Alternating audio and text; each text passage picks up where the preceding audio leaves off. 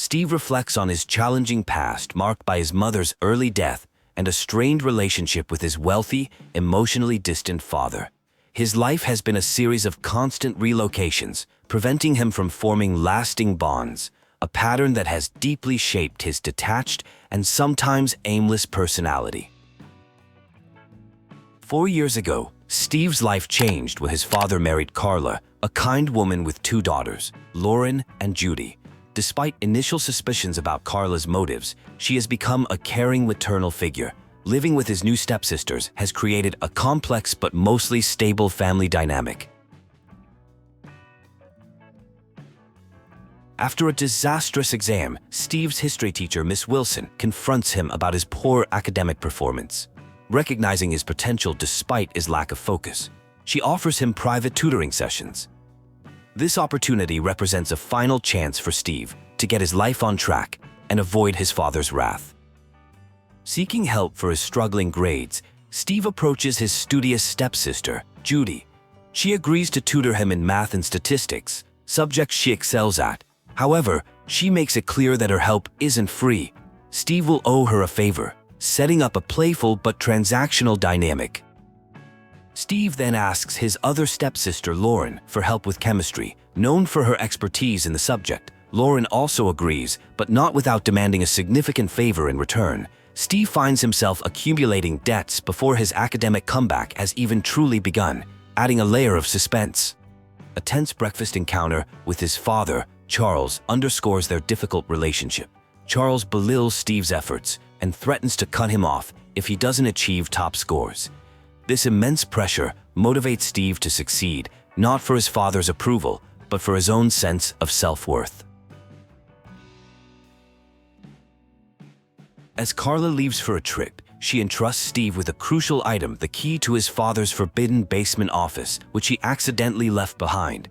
She makes Steve promise not to use it, but the key to this mysterious, off-limits space represents an irresistible temptation and a budding mystery.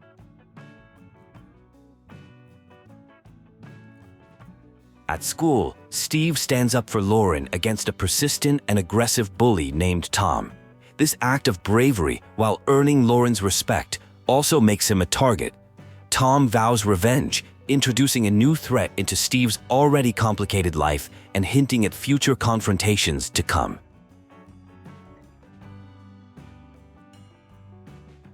During their first study session at the library, Judy gives Steve a comprehensive quiz covering various subjects.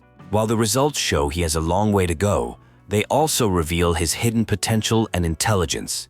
The trivia-style quiz turns into an unexpectedly fun and motivating experience for him. Steve and Lauren share a relaxed evening watching their favorite shows, including the philosophical and dark-humored Rick and Morty. This moment highlights their comfortable and friendly rapport, showcasing a different side of their relationship beyond the typical sibling dynamic and hinting at a deeper connection between the two. A near miss occurs when Lauren, unable to sleep, enters Steve's room and almost finds him completely unclothed. The close call leaves her flustered and adds a new layer of awkward tension to their relationship, suggesting that their bond might be more complicated than simple friendship or sibling affection.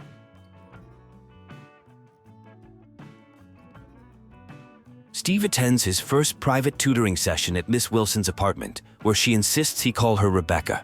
The session is productive, but it also delves into personal territory as they discuss their lives, building a stronger, more trusting, and slightly complicated relationship, beyond that of a typical student and teacher. To repay his debt, Steve accompanies Judy on a shopping trip, a task he clearly dislikes. He acts as her personal consultant and financier, carrying her bags and offering opinions. This favor serves as a bonding experience, showcasing their playful dynamic and deepening their friendship beyond just being step-siblings. The shocking trip takes an interesting turn when Judy starts trying on bikinis, asking for Steve's opinion.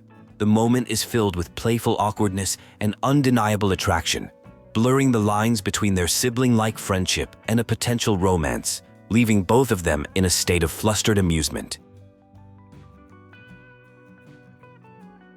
During a phone call, Carla mentions that she is being bothered by a man at the luxury spa she is visiting. This small detail adds a touch of real-world drama to her vacation, highlighting her desirability and the unwanted attention it can attract, even when she is trying to relax.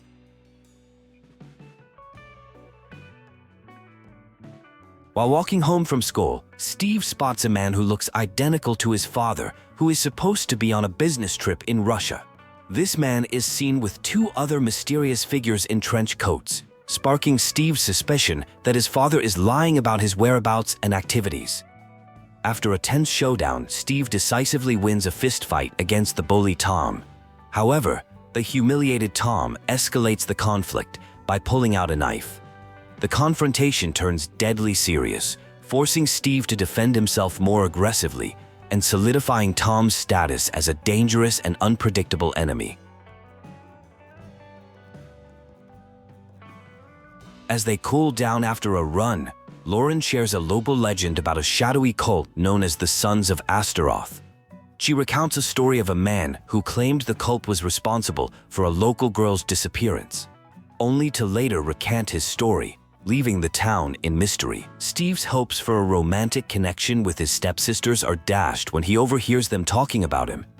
They affectionately refer to him as a big brother and best friend, firmly placing him in the friend zone and leaving him feeling comically disappointed and misunderstood on a romantic level. Feeling restless and spurred by the recent strange events, Steve finally gives in to temptation. He decides to use the key Carla gave him and explore his father's mysterious, locked basement office, hoping to find some answers about what his father has been hiding from the family all this time. Inside the basement, Steve and a curious Judy discover a hidden room filled with strange surveillance equipment and an old computer. After Judy masterfully bypasses the security, the computer displays a cryptic message in Latin along with a set of coordinates, deepening the mystery surrounding their father's secret life. While playing a revealing game of Would You Rather at the pool with the girls, Steve's answers to a series of hardcore questions subtly indicate his romantic preferences. His choices hint to who he is most interested in, adding another layer of intrigue to the complicated relationships within the group. To escape the bully Tom at the pool, Steve and Judy are forced to hide together in a very small bathroom stall. The cramped space and Steve's state of undress lead to an intensely awkward and physically close encounter, creating a moment of palpable romantic tension between the two step-siblings. The mystery surrounding their father and the basement discovery prompts Judy to take serious precautions. She reveals to Steve that she now carries a kunai knife for self-defense, showcasing her pragmatic and slightly paranoid nature. This escalates the situation from a simple mystery to a potentially dangerous conspiracy. Following the mysterious coordinates found on their father's computer, Steve and Judy venture into the woods.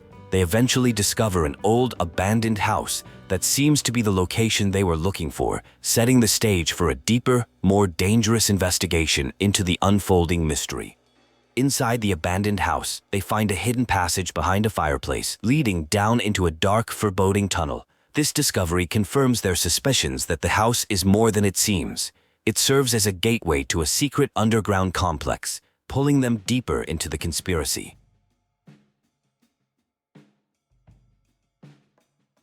The tunnels lead them to a secret temple where they secretly witness a chilling ceremony conducted by the Sons of Astaroth. They watch as the masked leader, Astaroth, addresses his followers, a group of 5 princes, confirming the local legend is terrifyingly real and they've stumbled into something huge. During the ceremony, one of the princes, Malik, is revealed to be Aaron Alabi, the father of their wealthy and popular classmate, Jasmine. This shocking connection brings the vast conspiracy dangerously close to home, linking the shadowy cult to people they know in their everyday lives.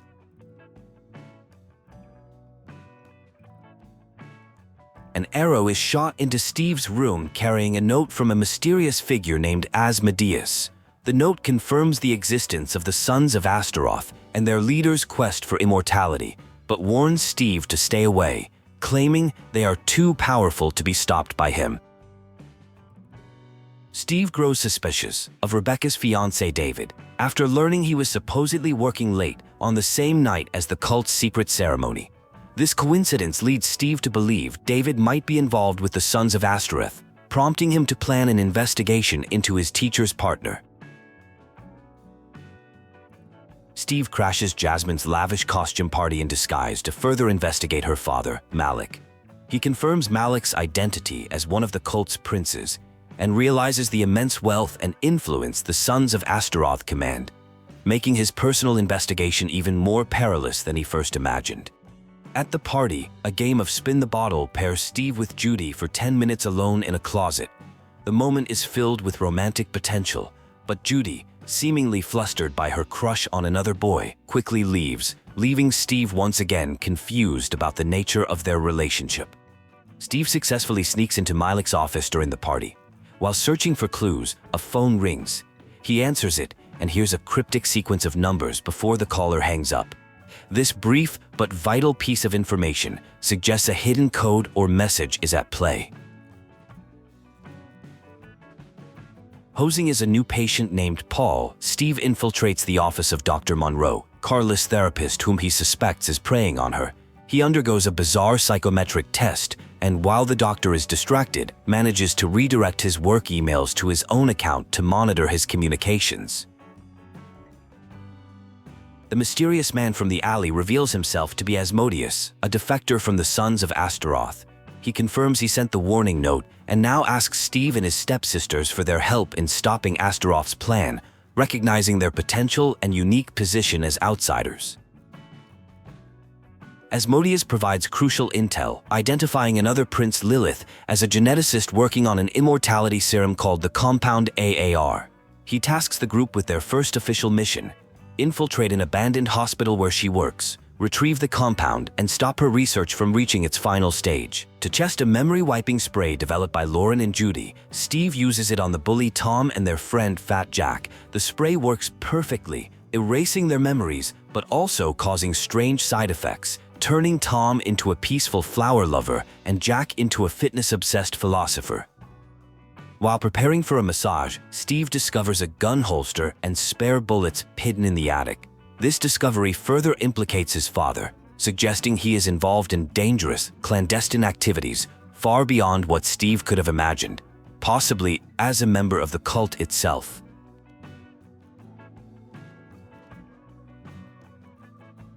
The trio, Steve, Judy, and Lauren, arrives at the creepy abandoned St. Augustine's Hospital to find Lilith and the compound.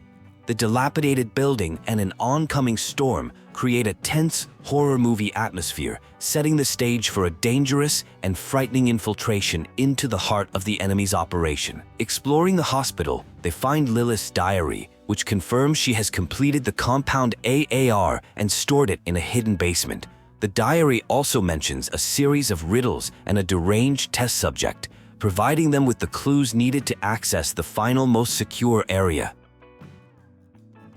They encounter Subject 93, a mentally fractured but harmless man who was one of Lilith's test subjects. He reveals that he created the number-based puzzle to trap the Ashen Lady, Lilith, in the basement. He unwittingly helps them solve his riddle, granting them access to their target. In the basement, Steve confronts Lilith, who is slowly dying from her own experiments. He tricks her into giving him the compound AAR, but she soon realizes his deception.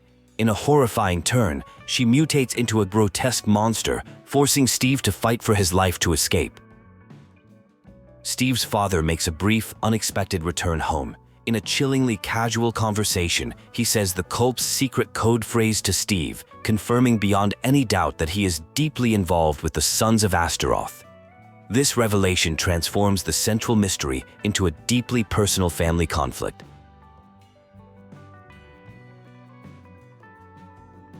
Asmodeus meets with the group again to debrief. After confirming his father's involvement and securing the compound, he gives Steve his next high-stakes mission: infiltrate San Martin prison. He must find the previous Asmodeus, who is locked away there, and extract any information he has about the cult. A summer getaway is proposed, a moment of levity before the mission's intensity takes over. The group discusses a potential beach trip, envisioning sun, sand, and relaxation. This brief conversation highlights their desire for a normal life amidst the chaotic and dangerous events that are about to unfold. Steve and Lauren arrive at St. Martin Prison, a massive and intimidating facility. Their mission is to find an inside contact provided by Asmodeus. While Lauren waits outside, planning to go for a run, Steve prepares to enter the prison to gather crucial information for their ongoing investigation. Inside the prison, Steve meets Jeremy, the guard who is Asmodeus's contact. Jeremy confirms he knows about their mission and agrees to help, but warns Steve of the dangers. He instructs Lauren to wait outside while he sneaks Steve into the facility, setting the stage for a covert operation. To blend in, Steve is given a prison jumpsuit and placed in a cell with a notorious inmate known as Stabby Mike. Jeremy warns him about the dangers of his new cellmate, whose previous companion met a violent end. The stakes are high as Steve is left to fend for himself.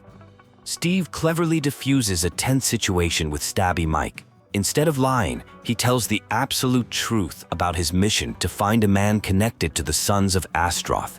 This unexpected honesty amuses Mike, who finds the situation so absurdly funny that he decides to help rather than harm him.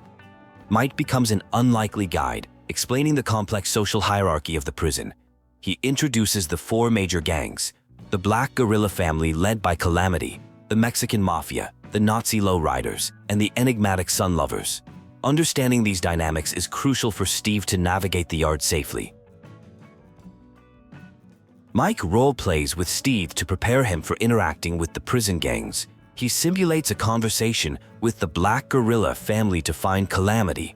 Steve learns that a direct approach is dangerous and that he'll need to earn the right to speak with the prison's leader by doing them a favor. Following the simulated plan, Steve must retrieve a stolen box of tobacco from the Mexican Mafia. In this intricate web of prison favors, he learns he must trade for it. The Mexican Mafia agrees to return the tobacco if Steve can convince the Nazi gang to give up their kitchen shift. Steve's quest continues as he approaches the Nazi gang, who in turn demand a favor. They will give up their kitchen shift only if he can persuade the Sun Lovers to stop smuggling drugs into their territory. This sets up a chain of quests that Steve must complete to get his information. After a long and complicated series of interactions, Steve finally learns that the elaborate quest chain was a prank by Mike. Calamity's gang provides the information about Adric Levedov freely. Frustrated but successful, Steve proceeds to Cell 12 to confront the man he has been searching for. Steve confronts Adric Levedov, who is actually the former Asmodeus. The old man is broken and initially claims he made up the stories about the cult. When Steve reveals his true purpose, Asmodeus recognizes a power in him and provides a crucial clue. The number 6174 is the key to everything. Asmodeus reveals that to defeat the invincible Astroth, one must strike when he is weak and hiding. To find him, Steve must first take down the 5 princes who protect Astroth during his vulnerable moments. This information sets the path for the rest of their dangerous mission to dismantle the cult. Due to unforeseen circumstances, Steve is trapped in the prison for 2 days longer than planned. The experience feels like months, leaving him disoriented and exhausted. This unexpected delay adds a layer of psychological strain to his already perilous mission, blurring his sense of time and reality. To create a distraction for his escape, Steve cleverly manipulates the prison's rival gangs. He spreads a rumor that the other gangs have insulted the Sun Lovers' beliefs. This incites a massive prison-wide brawl, creating the chaos needed for him and his friends to slip away unnoticed.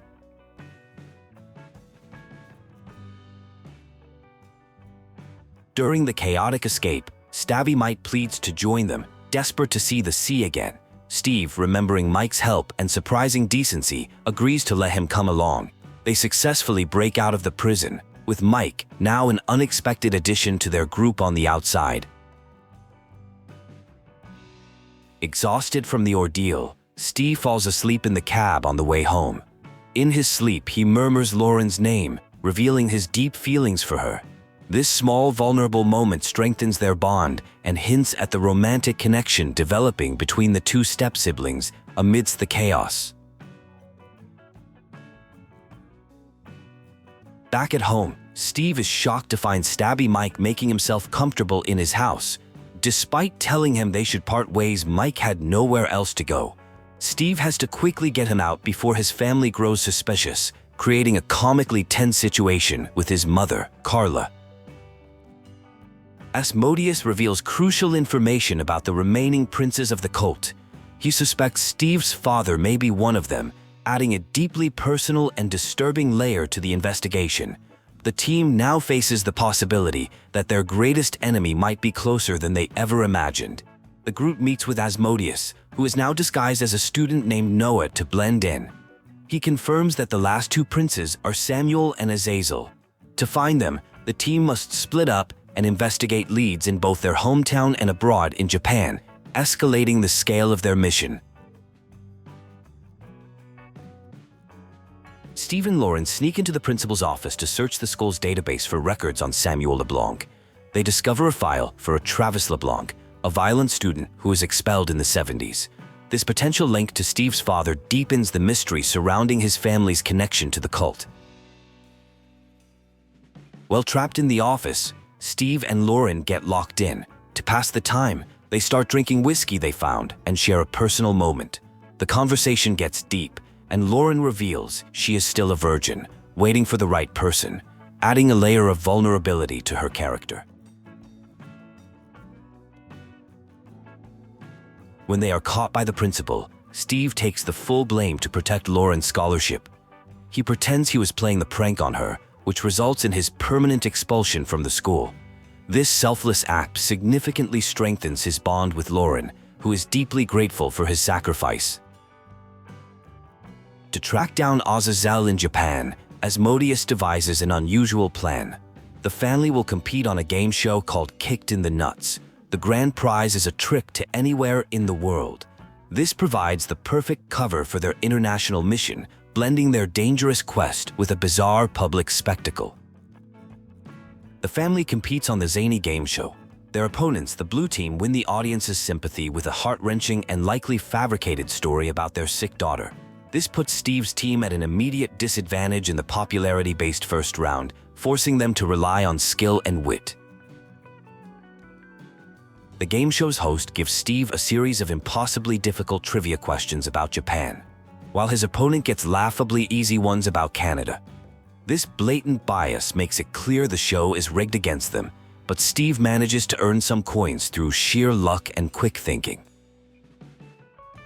In the general knowledge round, Judy showcases her genius-level intellect. She answers all 40 questions correctly before the host can even finish asking them, setting a new show record. Her incredible performance earns the team a massive 500 points, single-handedly turning the tide of the competition.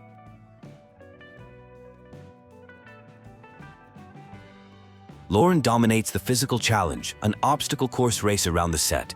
Her athletic prowess allows her to easily outpace her opponent, John Jr. Despite his attempts to cheat, Lauren secures another victory for the team, bringing them closer to winning the grand prize trip to Japan. During the polygraph challenge, Carla faces a shocking question about her relationship with her stepson, Steve. She confidently denies it, and her calm demeanor convinces the opponent that she is telling the truth. This clever bluff wins the round, showcasing her competitive and unflappable nature under pressure. Against all odds, the red team wins the game show. Their victory secures them the plane tickets to Japan, allowing their mission to continue. While the family celebrates their improbable win, their opponent's family is left disappointed, having been outsmarted and outperformed in every crucial challenge. In a dark, mysterious cave, Samuel, a high-ranking member of the cult, reports to his lord, Astroth. He confirms that several of their agents are dead and Asmodeus has betrayed them. Astroth remains calm, revealing his plans to retrieve a personal possession from Japan, setting the stage for the next phase of his scheme. Steve and Lauren visit the Imperial Palace Activity Center to pick up their travel documents. The receptionist offers them free access to the spa facilities, including a private room. This unexpected opportunity presents a chance for them to spend some quality, uninterrupted time together before their trip. Steve convinces a reluctant Lauren to use the private spa room, using emotional blackmail about his expulsion to persuade her. He promises it will just be a relaxing massage to thank her. This moment is fraught with tension as they navigate the increasingly blurry lines of their step-sibling relationship. What starts as an innocent massage in the private spa room quickly escalates into an intimate encounter between Steve and Lauren. They give in to their mutual attraction, consummating their feelings for one another. This pivotal moment forever changes the dynamic of their relationship, moving it beyond friendship. On the train to the airport, the conductor mentions a mysterious delay caused by a single important passenger. This immediately raises suspicion for Steve and the girls, who worry that the sons of Astroth may have discovered their plans. They realize they might be walking into a trap. While investigating the train, Steve encounters a flamboyant hairdresser named Kazuma. In a bizarre and comedic exchange, Kazuma insists on giving Steve a haircut, confident in his world-class skills. Surprisingly, the haircut turns out to be excellent, providing a moment of levity amidst the growing tension. Steve's investigation takes another strange turn when he finds Stabby Mike disguised as a woman named Anastasia. Mike, once again on the run, explains his latest series of misadventures that led him to this train. This recurring, almost fated encounter with Mike adds a layer of absurdist comedy to the journey. Steve meets a mysterious and beautiful woman named Aiko, who is also heading to Japan. He is immediately captivated by her. She reveals she is an orphan raised by her uncle. Unbeknownst to Steve, their meeting is no coincidence, as Aiko is secretly connected to the very cult he is hunting. In the final train car, Steve finds Jasmine, his school rival. He is shocked to learn that her father Malik, one of the cult's princes, is also on the train. Realizing he's being hunted, Steve is forced to hide, understanding that the danger is much closer than he ever imagined. Malik confronts Steve, but Aiko unexpectedly intervenes, revealing she is Azazel's niece. She claims she has orders to protect Steve, creating a tense standoff. This twist reveals Aiko's true allegiance and complicates the power dynamics within the Sons of Astroth as internal conflicts begin to surface.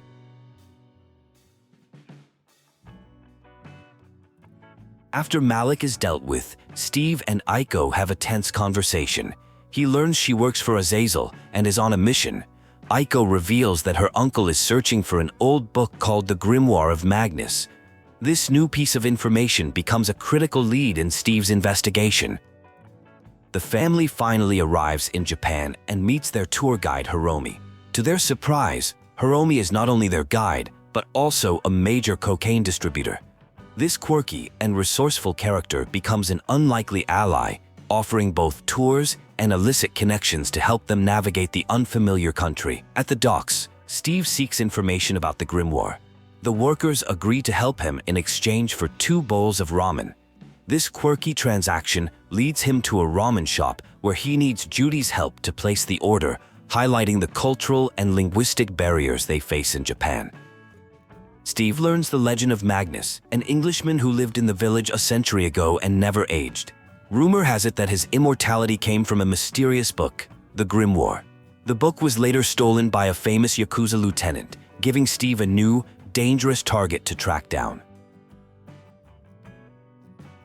Aiko challenges Steve to a fight at a local dojo to test his skills. Despite his confidence, she effortlessly defeats him, proving her superior combat abilities. Humbled but determined, Steve asks her to train him, marking the beginning of a new dynamic between them, built on respect and shared purpose. One night, Steve catches Aiko bathing in the hotel's private bath. The encounter is tense and awkward, but it also reveals a more vulnerable side to the highly skilled warrior. She attacks him with a sword before he can properly react, showing her constant state of high alert. To find the Yakuza leader who has the Grimoire, Steve and Lauren must infiltrate a high-stakes meeting of the country's top criminal bosses. Their guide, Hiromi, who is one of the 5 leaders, arranges for them to go in his place, putting them directly in the path of immense danger. At the Yakuza meeting, Steve is stunned to find Stabby Mike is now the head of the Stabby clan. Mike's unbelievable journey from prison inmate to international crime boss continues to defy all logic. His presence adds another layer of unpredictability to the already volatile criminal summit. During the tense negotiations, one of the Yakuza leaders, Orochi, demands a night with Lauren in exchange for his cooperation. Steve immediately and fiercely refuses, declaring that she is his woman. This protective and bold declaration deepens their romantic bond, earning him a significant heart point with Lauren. The meeting is interrupted by news of an imposter, and suspicion falls on everyone. Through clever deduction, Steve correctly identifies the traitor as the old leader of the Slaughter clan. The old man confesses he wants to retire and open a bakery, a bizarrely wholesome end to the criminal tension.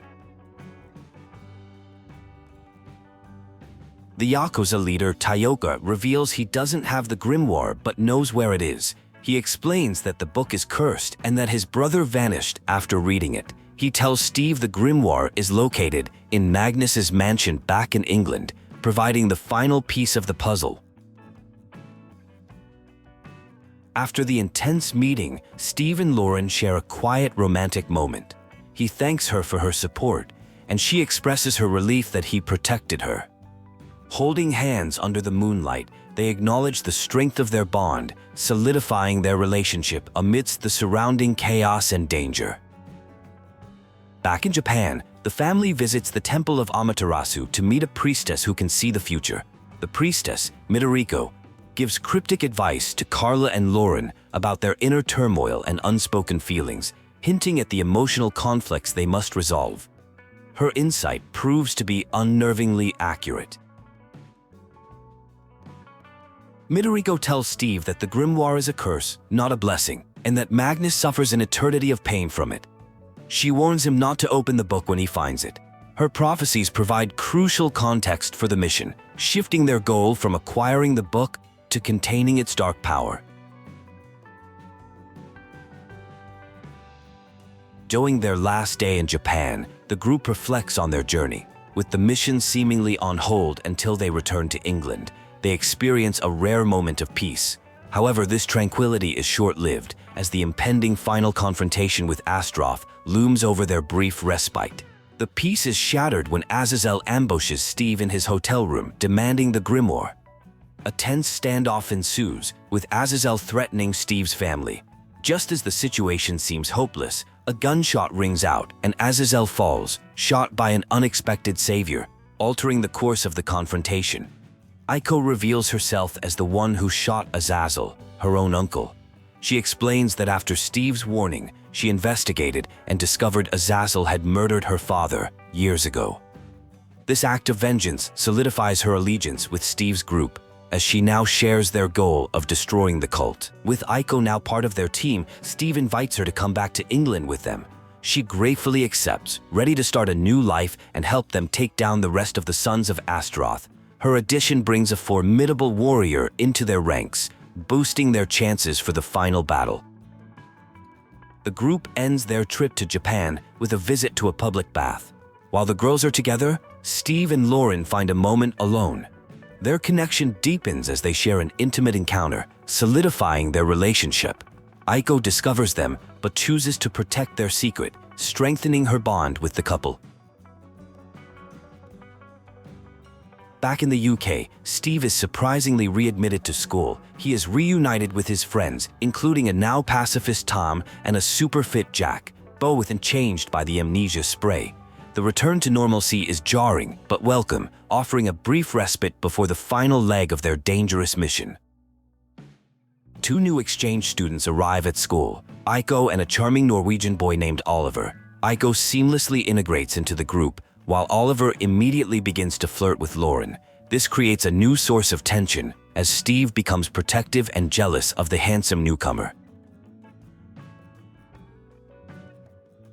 Steve confronts Oliver, making it clear that Lauren, Judy, and Iris are off-limits. His possessiveness reveals the depth of his feelings, but Oliver dismisses his warnings with a confident smirk. This rivalry sets the stage for future conflict, adding a layer of personal drama to their already complicated lives. At a school beach trip, Lauren wears a revealing bikini chosen by Judy. Steve is captivated by her appearance, while Oliver continues his attempts to win her affection. Steve successfully intervenes, getting to put sunscreen on Lauren's back, a small victory in their ongoing rivalry for her attention. Iris confesses to Judy that she and Steve shared an intimate moment. Judy, although off his romantic path in this playthrough, reacts with surprising understanding. This conversation showcases the complex and evolving relationships between the girls as they navigate friendships, romance, and shared secrets amidst the chaos. Aiko and Lauren have a private conversation where Aiko reveals she knows about Lauren and Steve's secret relationship, having seen them in Japan. She promises to keep their secret, and the two girls bond over this shared confidence. This moment solidifies Aiko's place as a trusted friend and ally. The expanded group, now including Aiko and Iris, prepares to travel to Magnus's mansion. Judy, ever the planner, has acquired functional, if eccentric, cosplay outfits for everyone. Their journey begins in a rusty old minibus, a comical start to what will be their most dangerous mission yet. On their way to the mansion, the group gets lost and stops at a creepy, isolated gas station.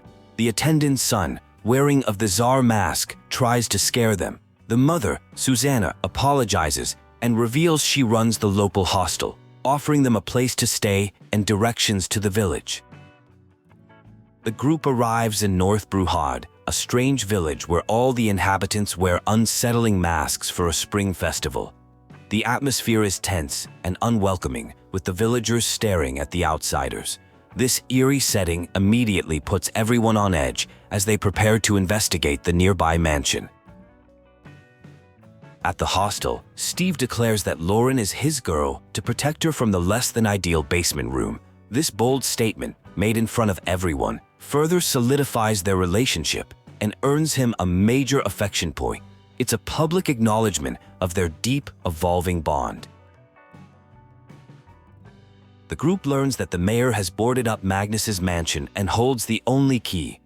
To get it, they must find a way to blackmail or outsmart him. Susanna suggests they seek information from several key villagers: the apothecary, the priest, the seamstress, and the stablemaster. Steve goes to the local church and is stunned to discover that the new priest is none other than Stabby Mike. In another bizarre twist of fate, Mike has found himself in a position of power and agrees to help Steve. He reveals that the mayor is a pedophile, providing powerful blackmail material. Steve visits Ulrich, the apothecary, who is also a drug dealer. In exchange for buying some of his strange potions, Ulrich confirms that the key to the mansion is likely hidden in a safe in the mayor's bedroom. He also offers Steve a powerful but unpredictable hallucinogenic potion. After drinking the hallucinogenic potion, Steve experiences a surreal and terrifying trip. He sees visions of Batman, the Joker, talking animals, and other bizarre characters. This chaotic sequence blurs the line between reality and hallucination, culminating in a disturbing vision of his father and the cult. The group reconvenes at the tavern to share their findings. Lauren suggests a direct armed assault on the mayor's house, while Judy proposes a more subtle plan involving blackmail and infiltration. With the group divided, the final decision on how to proceed falls to Steve, who must choose the best path forward. Following Judy's plan, the group stages an elaborate sting operation at the mayor's house. Judy poses as a young girl sent as a gift, while Steve and Mike burst in, pretending to be police officers. They successfully corner the corrupt mayor, using his crimes against him to force his cooperation. With the mayor apprehended, the group leaves him for the real police to handle. Mike, having fulfilled his duty as a friend and vigilante, departs to continue his holy quest with Clarice. His work in the town is done, leaving a statue in his honor and a town freed from tyranny. That night, Judy and Iris, frightened by a ghostly encounter, decide to sleep in Steve's room for safety. This creates a tense but intimate atmosphere in the small basement room. It's a moment of shared vulnerability before the final, terrifying leg of their journey into Magnus's haunted mansion. In the middle of the night, Iris and Steve share another secret, passionate encounter while Judy sleeps beside them. The risk of being caught adds to the intensity of the moment. Judy wakes up near the end, and the scene abruptly cuts, leaving the consequences of their actions hanging in the air. The group finally enters Magnus's mansion, a dark and foreboding place. They almost immediately get separated in the pitch-black corridors. Strange sounds, like a ticking clock, echo through the halls, and the group is plunged into a state of fear and confusion as they lose track of one another. Steve begins experiencing powerful visions of the past, seeing Lord Magnus's descent into madness. He witnesses Magnus's obsessive and brutal quest for the Grimoire, his attempt to resurrect his lost love, Amelia, and his murder of his loyal butler, Igor. These visions reveal the book's corrupting influence. Deep in the mansion's basement, Steve has another vision, this time of the present. He sees his friends trapped and in danger. Torn between securing the Grimoire and saving them, he chooses his friends, abandoning the book to rush to their aid, a decision that highlights his core priorities and heroic nature. Steve is confronted by the monstrous, cursed form of Lord Magnus, a grotesque being kept alive by the Grimoire's power. The terrifying creature is blind but senses movement, forcing Steve to stay perfectly still. The encounter is a horrifying climax to the mansion's mysteries, a direct confrontation with the book's curse. To save Judy, who has a sprained ankle, Steve acts as a decoy to lure the Magnus monster away. He leads the creature into a dead-end room, trapping himself. Just as he is about to be killed, the monster freezes, sparing his life for an unknown reason, leaving him shaken but alive. Reunited with the group outside, Steve discovers the Grimoire is mysteriously in his hand, though he never picked it up. Touching the book triggers more intense visions. The group realizes the book has chosen him, deepening the mystery of his connection to Astroth and the ancient power he now holds. Asmodeus calls at the exact moment they acquire the book, raising suspicions. Steve lies, claiming they didn't find the Grimoire. Asmodeus reveals that Steve's father is indeed Samuel, the last prince, and that he is on his way to confront him, setting up what seems to be the final showdown.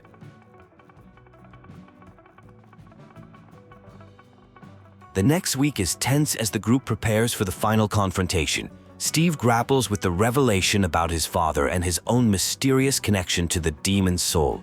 The weight of his promise to Asmodeus and the safety of the girls rests heavily on his shoulders as the fated day approaches. Asmodeus leads Steve into a trap. The real Samuel appears, revealing himself to be Dr. Monroe, Carla's therapist. He has been manipulating events from the beginning. Asmodeus, now a puppet controlled by Astroth, is powerless, his will completely broken by the Demon Lord's overwhelming power.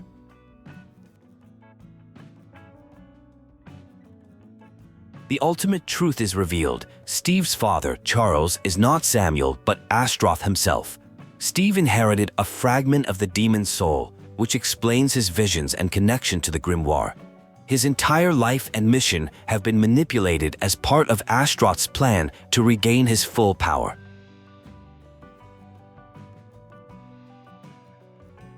In a final desperate act of defiance, Asmodeus momentarily breaks free from Astroth's control and kills Samuel.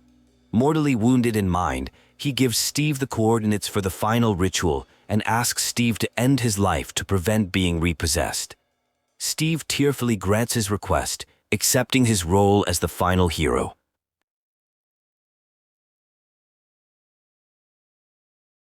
Asmodeus reveals that a plane will be waiting to help them escape after the final battle, but it can only take 2 passengers. Steve is faced with an impossible choice: take one girl with him or try to save everyone. He refuses to abandon anyone, determined to find a way to save them all. In the days leading up to the final battle, The group prepares for what's to come. Lauren and Aiko train relentlessly, while Judy focuses on strategy. They share quiet, bonding moments, knowing their lives are about to change forever. The atmosphere is a mix of love, fear, and grim determination. The night before their departure, Steve, Lauren, and Aiko visit a local dojo. Aiko proves her incredible skill by defeating the dojo's second-best fighter. The victory earns them access to a private, sacred hot tub, where the three share an intimate and passionate threesome, cementing their complex bond. Steve plans to face Astroth alone to protect the girls. However, he decides to enlist the help of his unpredictable but loyal friend Mike. He finds him in the slums of Mistbury, where Mike has become a vigilante known as the Exterminator, bringing his own brand of justice to the streets. Mike, in his new role as a vigilante pastor, single-handedly takes down a group of thugs who are threatening Steve and the girls. His surprising display of brutal efficiency, followed by immediate remorse, showcases his complex character. He readily agrees to join Steve for the final battle, ready for one last adventure.